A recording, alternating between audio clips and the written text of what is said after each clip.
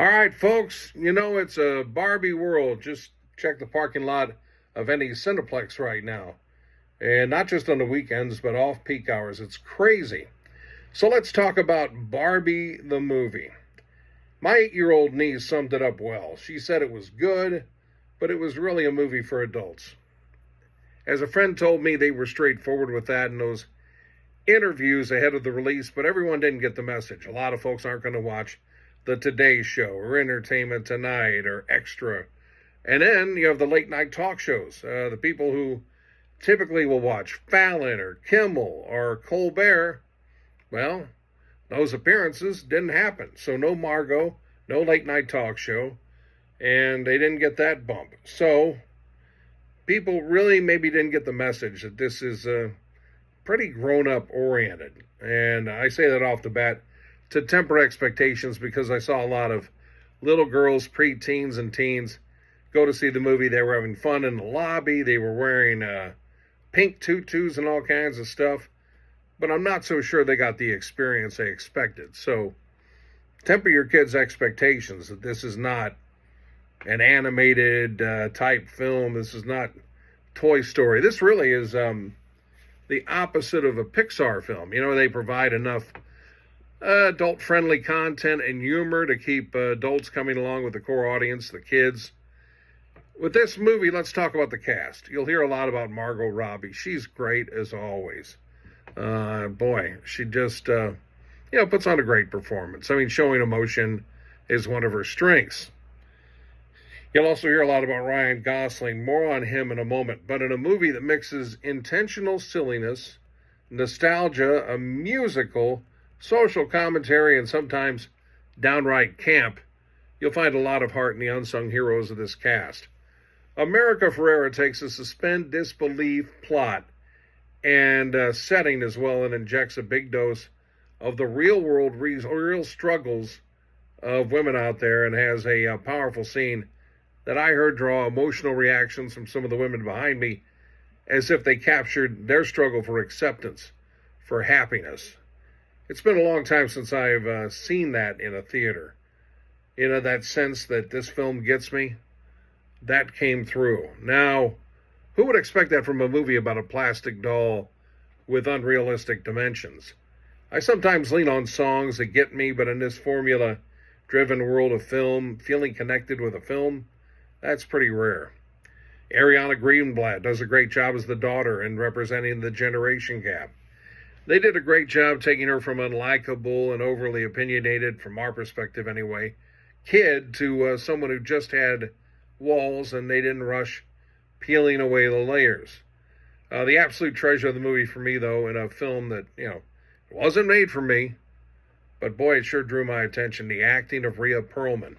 I mean, we have one image of this woman, the screaming Carla Tortelli from Cheers, and maybe some casting types have had the same mindset. Sure, she's gotten some great work, Matilda, since Cheers, but to me, she should have had more. So we always picture this tough broad, as they used to say back in the day, and she plays, instead of Carla, she plays the ghost of the creator of Barbie, a real nurturing type. And you just feel for Rhea, hard to separate the two, because this movie really exposes the versatility and strength of her acting. Again, she's had work since Cheers, but Rhea truly served as a lost mother or surrogate grandmother figure for many of the women flocking to this film. Just special.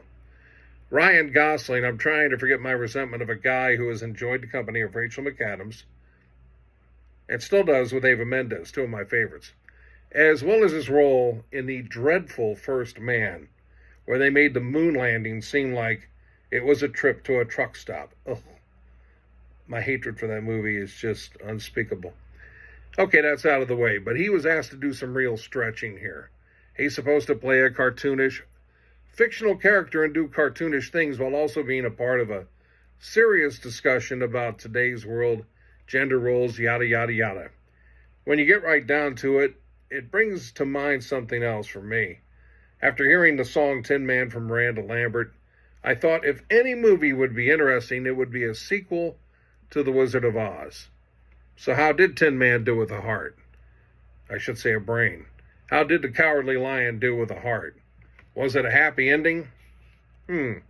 It's a good question. Well, going to the real world and seeing real men Gosling's Ken suddenly gives deep thought to his place in the world and thinks he can be more, have more. If you look past the camp of living dolls, there are far more layers to Ken than Mattel ever intended at the factory. If you're a Barbie fan, what they did with the cul-de-sac in Barbie Land was a great dose of nostalgia, as the prized Barbie houses mimicked the imaginations of childhood. Now, not my childhood. I was busy with my Death Star trying to blow up Alderaan, helping the $6 million man conquer Bigfoot, and trying to fish things out of Bruce's jaws. I'm talking about Jaws. It was a fun way, though, of creating a real special place, a universe from a two-story plastic toy, the Barbie house, the treasure, I guess, of the Barbie world. The transition from Barbie Land to the real world was a really neat plot device. Now, this movie is open to a lot of interpretation. Some will say it's anti-guy. Well, I'm a guy. I could see that if you jump to conclusions, you jump on the first pitch, so to speak. But really, it's more along the lines of you don't have to be with somebody to be somebody. And along the way, you'll find they say that isn't necessarily just a gender-specific message.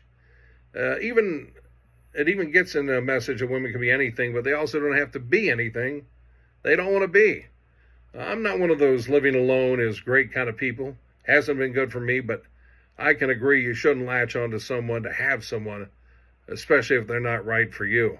The film tries to do a lot of things, even though it won't go down as my favorite movie experience of the year.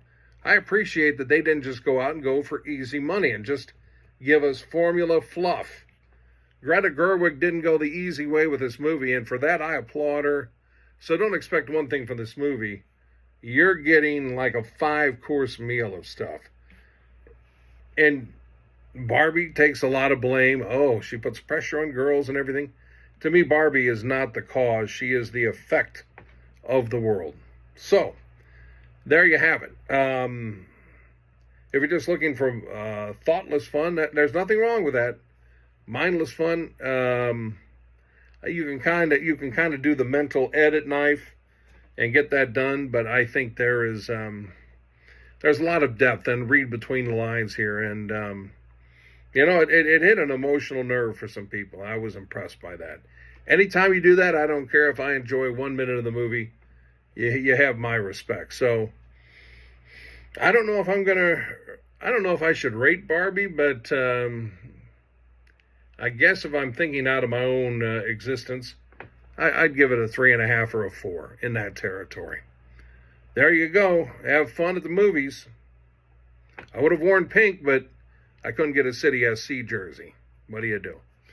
See you later, my friends.